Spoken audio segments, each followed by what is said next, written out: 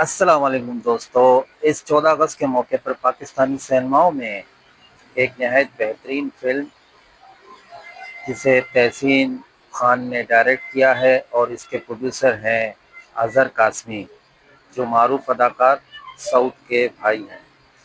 तो इस फिल्म के बारे में अदाकार सऊद और इस फिल्म के हीरो नोमान हबीब क्या कहते हैं, सुनते हैं।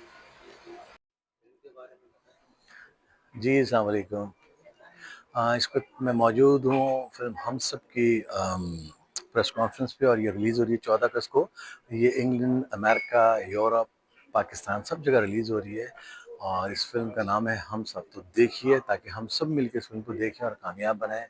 ये एक सस्पेंस थ्रिल मूवी है जो इंशाल्लाह आप बहुत जल्द देखेंगे सिनेमाओं में। तो ज़रूर आएँ और इसको कामयाब बनाएँ। Thank you. अस्सलाम वालेकुम, दिस इज़ नुमान हबीब। इस 14 अगस्त को एक खूबसूरत सी मूवी आ रही है जिसका नाम है हम सब।